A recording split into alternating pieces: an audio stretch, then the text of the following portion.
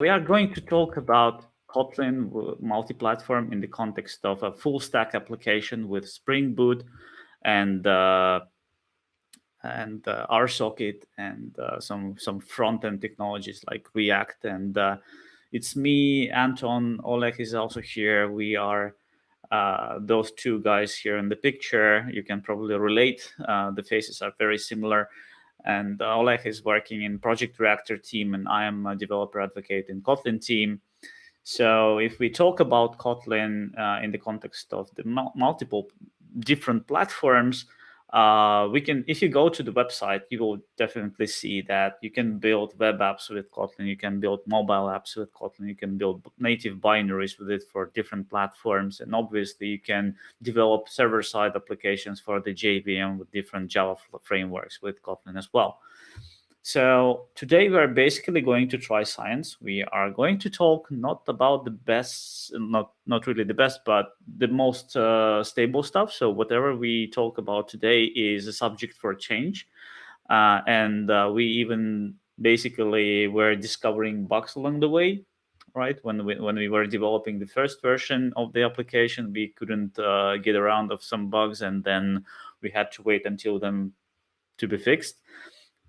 So basically, it's not experimental. It's kind of early stage technology, but being experimental or early stage technology doesn't prevent companies from building apps on top of it, right? So probably the best example here is JetBrains itself building a space, not like a space application, but the product called Space on top of the Kotlin multi-platform. So it's the set of collaboration tools for teams like issue tracker, Git hosting, wiki, automation, chat, whatever else, whatever you can think of for team collaboration. And it uses Kotlin everywhere. It has different clients. It has mobile clients. Obviously, it has a web interface. It has a desktop. It runs on top of services that run on top of JVM. So it's Kotlin everywhere, and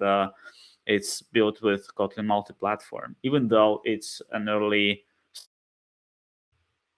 So just to give you a feel what it actually means when we use Kotlin multi-platform. So the space product has multiple different clients. As I said, mobile, web client, desktop, and it runs services on the JVM. And we can share the code across the clients. And we also can share the code across the backend and the front end as well.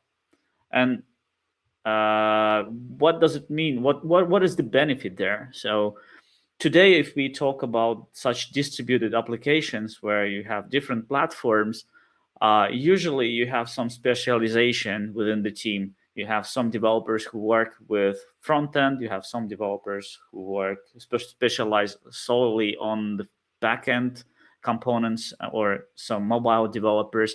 So they don't really go, and let's say mobile developer don't really go to the backend code and start changing anything there. But he could.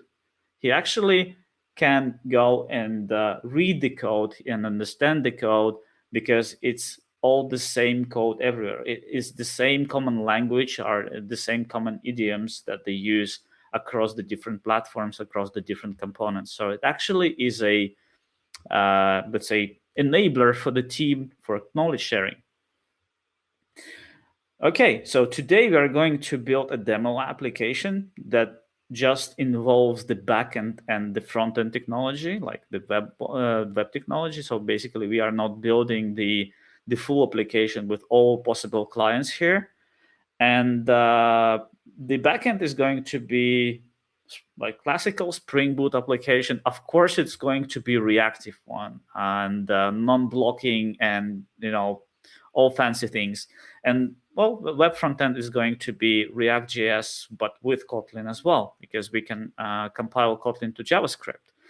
And between them, we have the communication using RSocket, of course.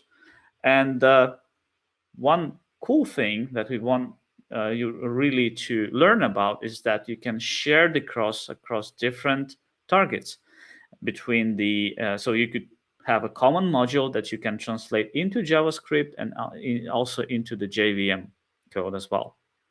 So how does it work? Just to give you like a small description, like a basic example, so we would understand. In a few minutes, Oleh is actually going to show how it actually works. But the concept is very simple. We have some common code. Let's say we call it common function that calls some platform-specific code. And that platform-specific code can be annotated or marked with the keyword expect.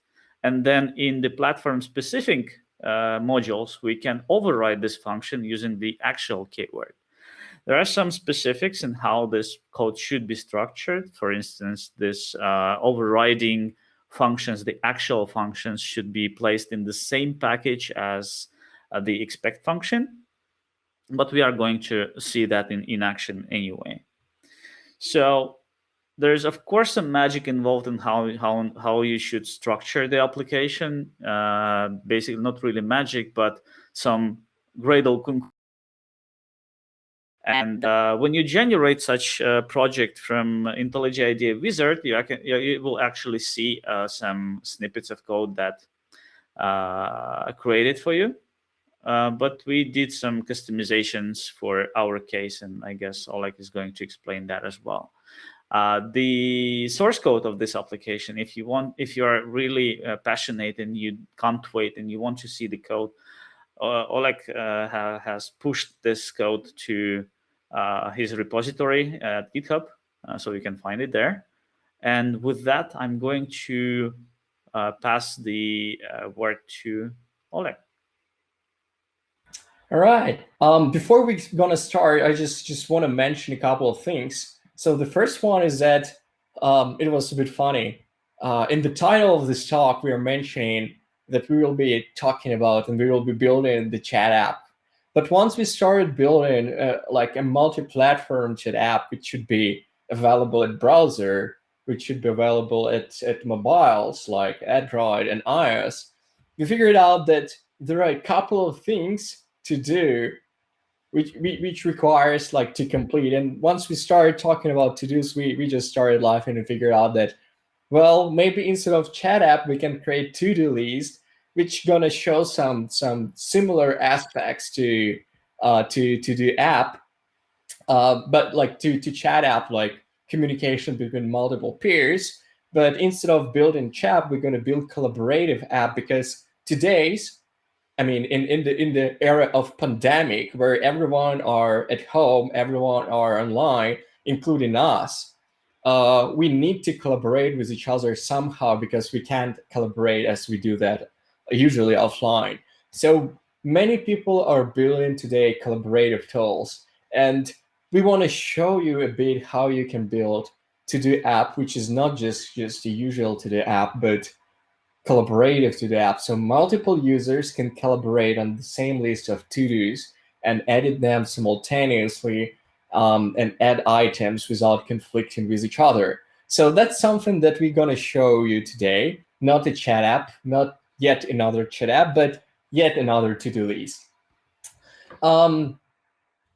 Okay, so first of all, let me go to the browser first, and let me show you this to-do list in action. So this is pretty standard to-do list. You can find the same UI, the same stuff at To-Do Embassy. There is not here, but there is Task. Yes, not there. It's RSocket.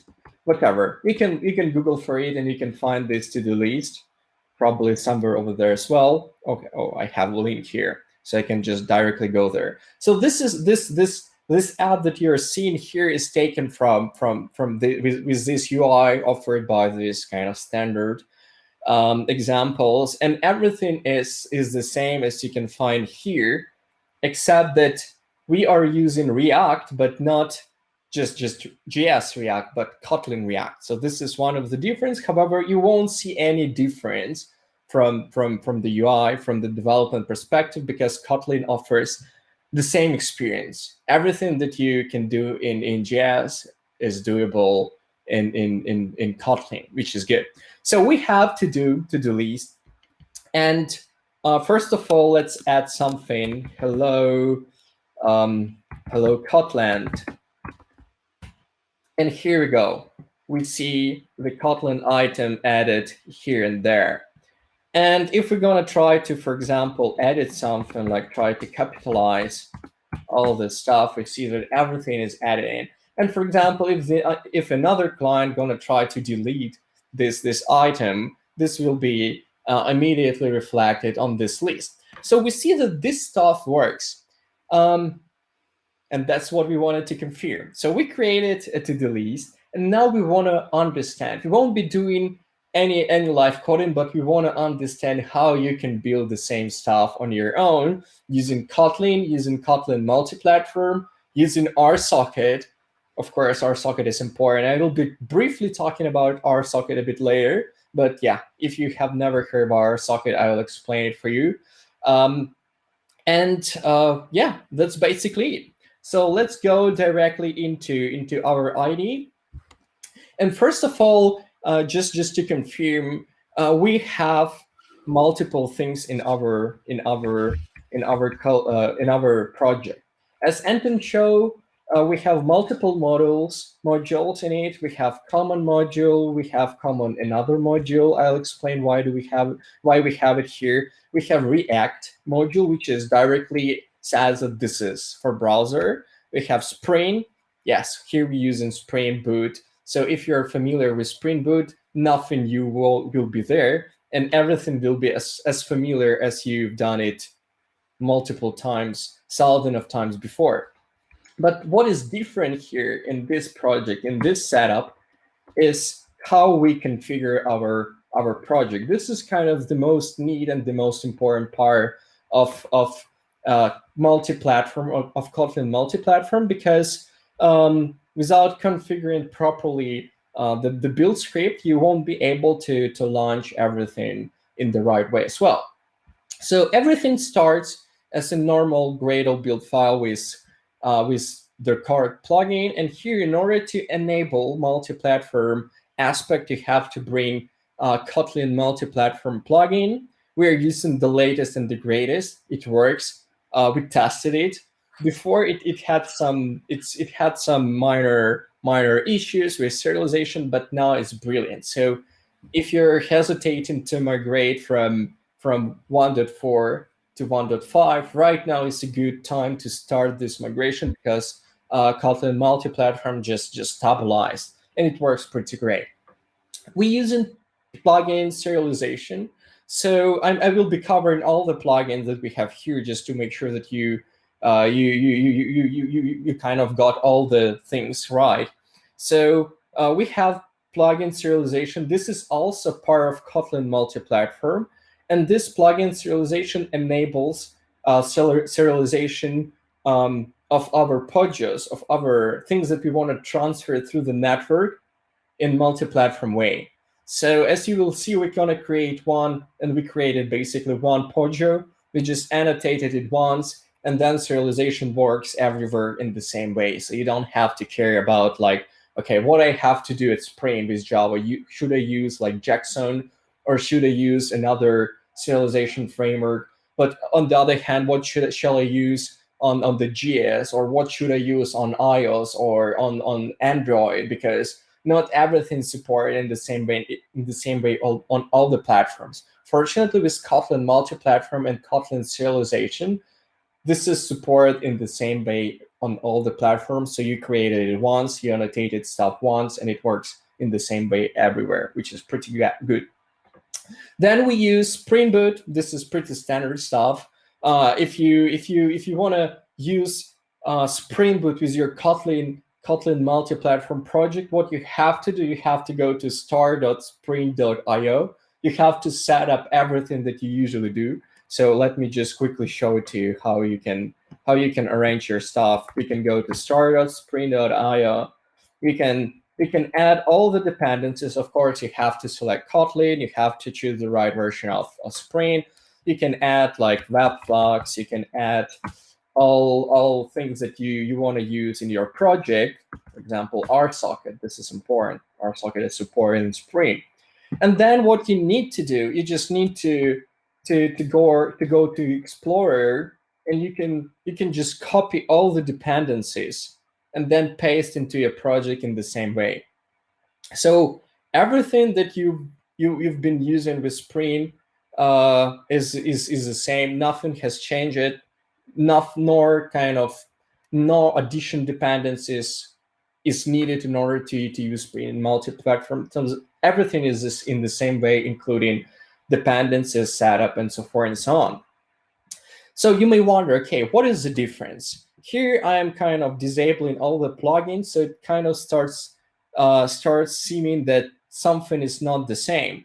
But in fact, this is only needed because we are in multi-platform and we don't want to have Spring Boot kind of plugins applied for our browser app, because probably we won't be able to compile Spring Boot application in browser, even though it's gonna be it should be cool. I mean, whatever. And then the most important part, the configuration of multi-platform project, is definition of Kotlin section. So within a Kotlin section, we defined different platforms. So we have JVM platform, we have GS platform, and for these two platforms, we have different source sets. Of course, we have some common stuff, but so far we have for Spring, we have definition of Spring dependencies, and here we have like RSocket dependency, we have Webflux dependency, we have all other standard dependencies needed for Spring Boot app. And those dependencies are exactly applied for JVM platform, for Spring module, and that's it. And for others, for other modules, for example, for JS module, it won't be visible at all. On the other hand, for JS module, for React one, we have another set of dependencies, like we have Tor client JS, KTOR client JS. We have some references on integration of Kotlin and React. Yes, there is proper integration, as I mentioned, and the experience of building React app with Kotlin is the same as in JS, and even better, because now we have highlighting, we have proper typing, and everything as in React, as in TypeScript, for example. But again, even better, because Kotlin is strong type language, which is pretty good, and it brings much more guarantees than just TypeScript. And yeah, TypeScript is good, but Kotlin is better. So, and a part of that, like a part of just dependencies offered by standard like implementation, keyboard, and Gradle, we have some neat things. We have proper integration for browser, for JS, even for Node. We have proper integration with other JavaScript libraries. So you're not limited only for dependencies and leaps, which are offered by JetBrains, but at the same time, you are enabled to use anything from JS world, and you can do that. For example, you can say, okay, I want to bring in dependency from in npm, and here we go. You have like in npm keyword, which you're gonna say, okay, I'll try to look in the npm registry and find to do ndc app css module in it, and bring into your JS module, into your JS platform, and somehow integrate it with the rest of the project. If you are curious how the integration gonna happen, please ask a question at the backstage when we're gonna be having a bit more time on explaining neat things. But for now, just assume that there is integration and it's easy as pie. And at the same time, we're bringing another dependency, but you are free. You are free to, for example, to say, okay, I want to use Redux or React Redux, and you can bring dependency with specific version, and it's going to be in your project, and it will be available to your Kotlin project as well. All right. So this was the dependencies, but as I mentioned, Kotlin multi-platform somehow has to be multi-platform, and multi-platform feature, or from my point of view, one of the best multi-platform feature, if we talk about multi-platform, is that we have something shared between all the platforms, because in other scenarios we have no other benefits than just the same language. But with Kotlin multi-platform, it goes beyond that, and we have commonalities in terms of our implementation. So here we can define a common module, and this common module, first of all, can bring common dependencies to all the modules. And at the same time, these dependencies are multi-platform. So they are working in the same way in the JavaScript, in JVM, at Spring, at Android, at iOS. So there is no difference, same API, same platform, and same libraries. So this is good. What else? It probably makes sense to mention about the source sets. If you scroll down a little bit, those variables that are declared in this block, they have to match the directory names in your project structure, because actually it's not the source sets that you are probably used to in Gradle. So when you write source sets on the top level definition in Gradle, actually the context is a little bit different. So this specific source sets is coming, the implementation is coming from Kotlin plugin for the multi-platform, and therefore it has its own logic, and whatever variables you create here, val react main by getting. So this name of this variable or this property should match the source set, the directory in your project. Otherwise, if you, I don't know, make a typo, for instance, and try to reimport the project, it will actually complain that it didn't find the folder. Yeah, so we won't be doing that, because probably then we're going to start seeing that something is indexed. I mean, all the standard stuff in your IDE. So we won't be touching anything right now, and we're just gonna go forward to the other important part, is basically configuration or specific configurations of your JVM, JS, or Android platform. As I mentioned, you are enabled to add here Android, and then you will be able to add Android dependencies, and you will be able to start building Android app. We can add iOS, for example, and you can specify some iOS related things, and they will be also included into your project, and you will be able to create the same directory for them. But right now we won't be doing that right now, because there are some to-dos and some minor differences. However, the experience in general is absolutely the same. So talking about JVM and Spring, as I said at the very beginning, we haven't applied Spring Boot and Spring Dependency Management plugin for the whole project. But now, since we are in the JVM configuration for JVM source set, we can apply particular or specific plugins for these specific modules. And what is good is that you can just copy paste all the tasks specified at start of spring.io. For example, like here, we have a set of tasks like Kotlin configuration, task configuration, and they're pretty the same. You can just copy and paste them here, and they will be working as they worked before. The same applicable for JS.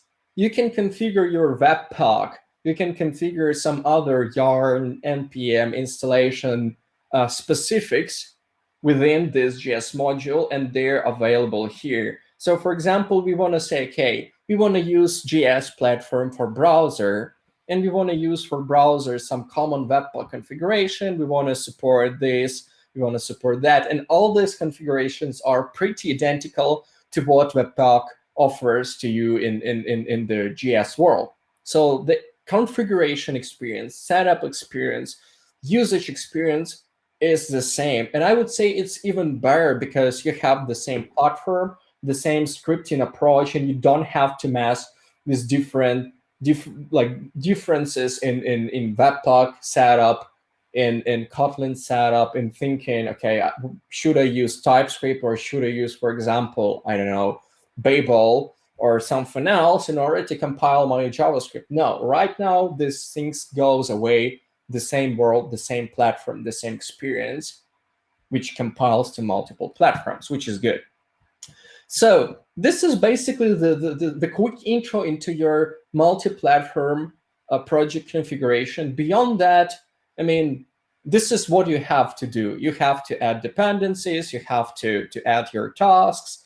You can add tasks which are kind of cross-dependent between modules. For example, we want to wait first that our JavaScript is compiled, and then once the JavaScript is compiled, we want to copy everything compiled by Kotlin JS into our Spring Boot resources and just have this stuff as a static files in our Spring Boot app, in our web app. So we are doing that, and you can do that as well. So the setup is very flexible, very designed for users, and gives you everything that you need. So with that, let's move to our source code, to our project files, and let's start with maybe the kind of not that important with JavaScript, because we both, Anton and me, are kind of more JVM engineers, Kotlin engineers, Java engineers. So we're just gonna quickly cover React stuff. As I mentioned, React stuff is as it was before. For example, if we're gonna look at the application component definition, this is the same React component as you would use in normal React.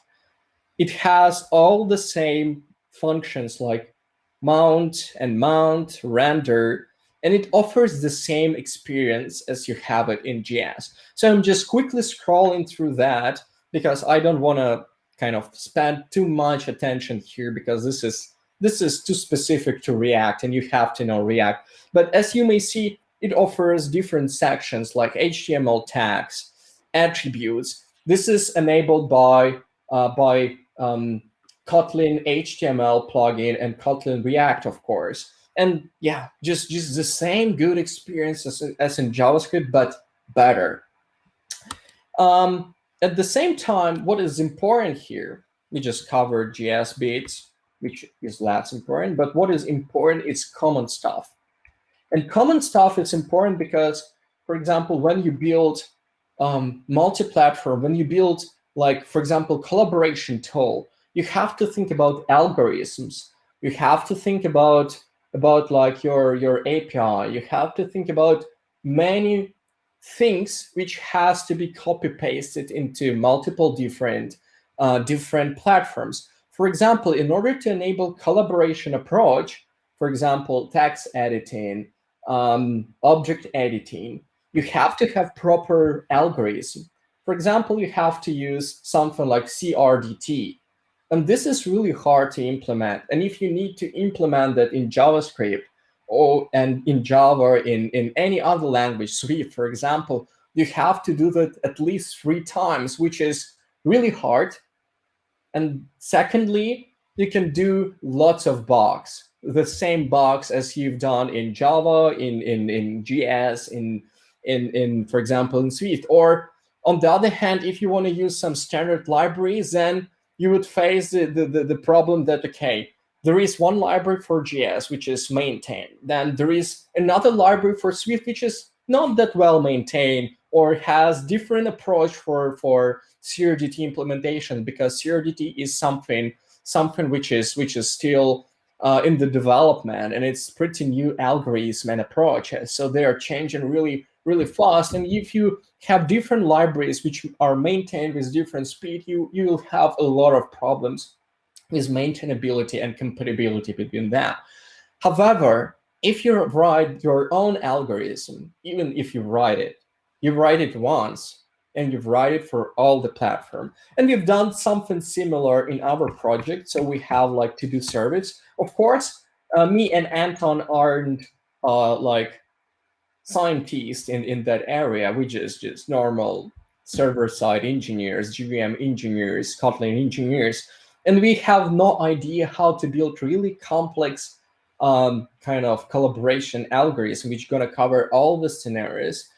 However, we are enabled to write something simple, and we've done it once. So here is our service which take care of all the event types, which take care of how to merge them, for example, how to resolve different conflicts. I mean, it's pretty simple, a couple of if-else, but even though it's written once, and then the same algorithm, the same thing, I'm just gonna show the reference to this method.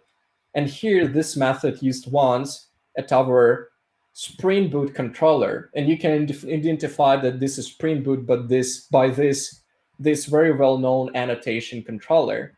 And at the same time, this handle event method is used within our React.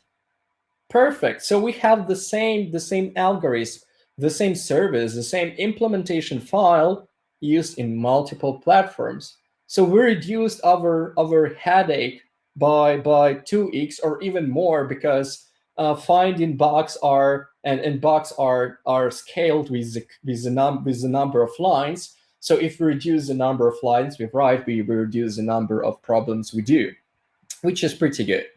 So we have one shared service, one algorithm shared between multiple platforms. So what else can we share? As I mentioned, a part of algorithm, we can share our, for example, interfaces. So we have our repository or storage interface shared between multiple platforms. We have our models shared between multiple platforms. So for example, we have to-do model, to-do data class, which is shared and available in multiple platforms. To-do is available in JS, and it's available in JVM. So if we're gonna look where it's used, we will see that it's used in our controller, in our app. So you can identify that, again, this is Spring and React World, which is using the same thing, which is good. And then one neat thing is, for example, Uuid Generator, right? If you have ever built an application for multi-platform, you probably face a problem that you have to find a library for JS which generate UUID. For Java, of course, it's a bit simpler because Java has a built-in object. But with Kotlin multi-platform, you can use one library, and this library gonna bring you the same experience, and you will be using the same UUID setup for all the platform. So I'm just repeating the same stuff again and again and again, because this is the most important thing. Kotlin multi-platform brings you flexibility. It reduces the number of code you write. It reduces the number of bugs you do, which is pretty great. And then the last neat thing that we have here is serialization.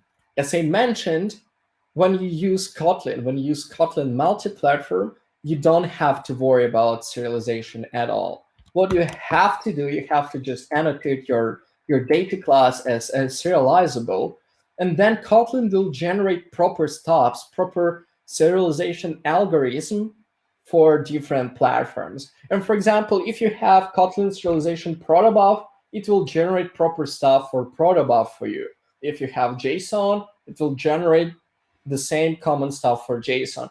If you have something else, I don't know if probably Anton can comment on that, but you should be enabled to implement your own algorithm for serialization, and this algorithm should be available for all the platforms as well, which is pretty neat and pretty good.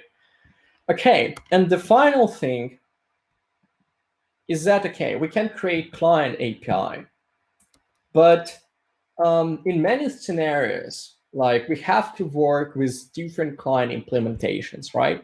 So even though we have the same interface, usually we have to mess with different protocols, with different implementations and different platform-specific clients, because everything is different in multiple platforms. So you may wonder, okay, how Kotlin can help you building things in the same way, bring in the same protocol with the same experience.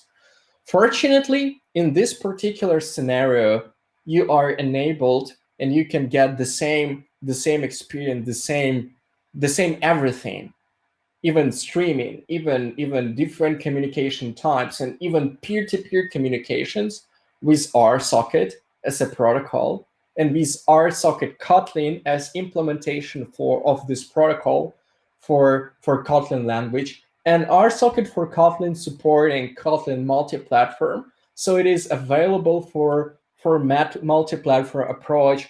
And yeah, if you heard about RSocket, you heard that RSocket is already bringing a lot of flexibility. For example, you are fully independent from transport. You can use TCP, you can use WebSocket, or you can use HTTP2 or HTTP3 or QUIC or AON. So multiple transports are already bringing a lot of flexibility because you can use the same protocol, the same business logic, the same set of controllers on top of different transports, and you don't have to rewrite this stuff and think, okay, how should I design my application to enable it to be fully transport independent? With RSocket, this is already done for you, so you don't have to care about that.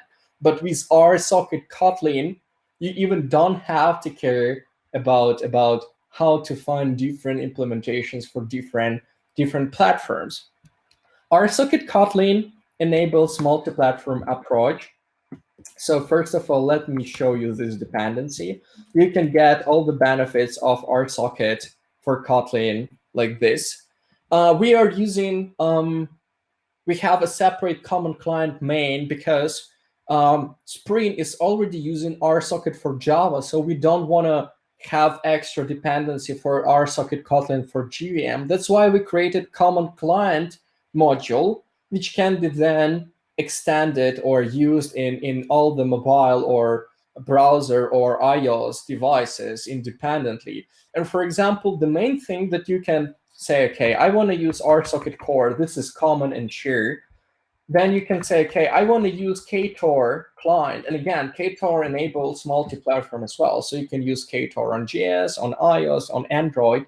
And then if you want to use KTOR for browser, you have to say, I want to just JS client.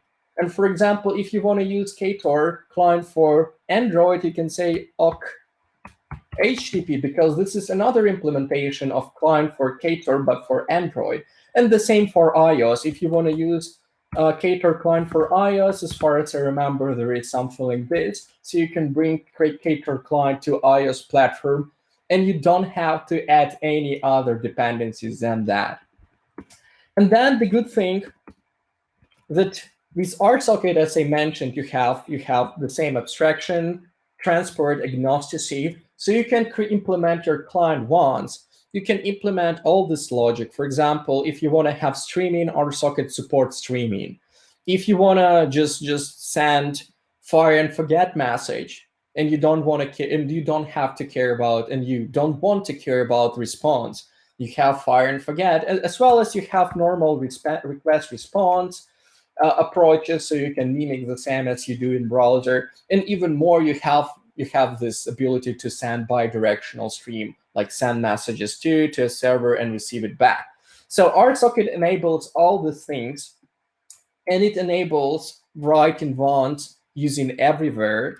And then, for example, in order to create this client for, one important thing that was mentioned by Anton is this. We want to create this client somehow, but we don't know yet how to create this client, right? Because this is common stuff. And as I mentioned, for different platforms, we will have a bit different configurations of KTOR. However, the good thing that we can define our API, like RSocket client, component, or companion object, create method. And this method can just be said, okay, I expect that all the platforms that are going to be using this common module will implement it properly, right? So we have this method defined as an API along with real code, but right now treat it as an abstract.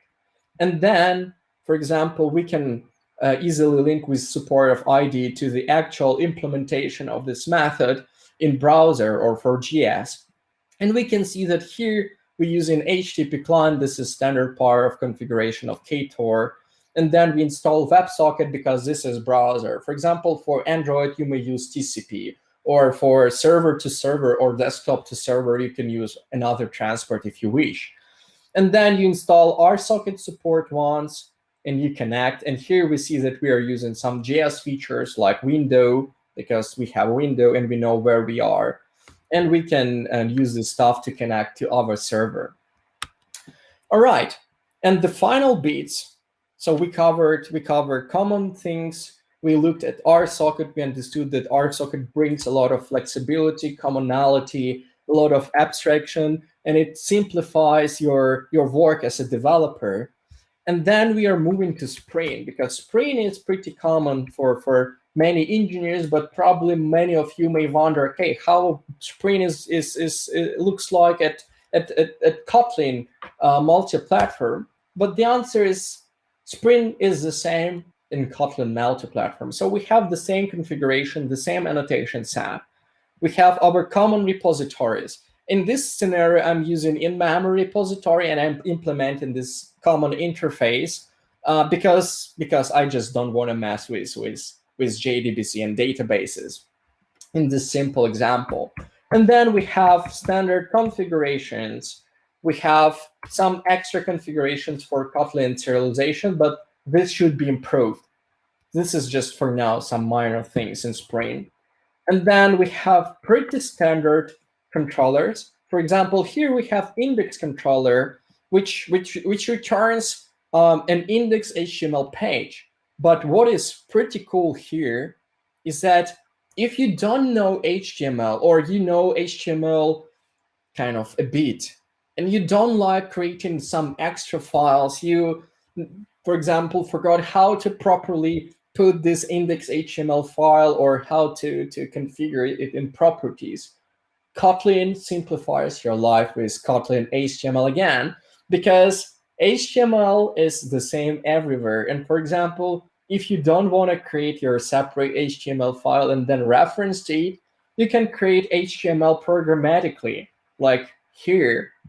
So we say create HTML, and this bit comes from Kotlin HTML. And then we define HTML as we usually do that, like HTML, head, body, and we can add all the standard things, for example, span. And you can write something here like this. Pretty neat and simple. So better experience even for HTML on both sides, not only on the React one, which is good. And then the final bit is a bit of Spring messaging with RSocket configurations. And you may wonder, okay, we started talking about RSocket. In many cases, we use HTML, we use HTTP, we develop REST applications, and we got used to this controllers approach, like get mapping, post mapping, and so forth and so on. So how can we use RSocket with Spring? The answer is in the same way. So RSocket and Spring messaging brings to you the same development approach. You have the same set of annotations, like here, controller. You have the same way to define your message mapping or get mapping or request mapping by just adding message mapping annotation and a path. And then you can define the same business logic. You can use flow from Kotlin coroutines. Or, for example, you can use the span function from Kotlin coroutines, and it fully integrated with Spring. And yeah, you get all the benefits of using Spring with Kotlin. And you have even more with RSocket, because just want to again emphasize it. RSocket is multiplex protocol. It brings not only just request response communication to you, but streaming, fire and forget method, which is another unique method or request type, which is not available in normal HTTP.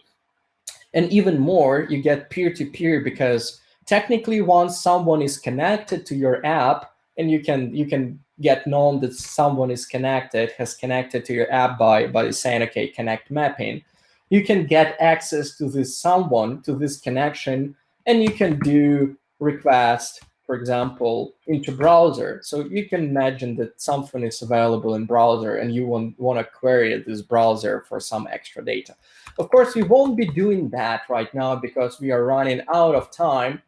But you got this feeling that Kotlin multi-platform brings a lot of features to you.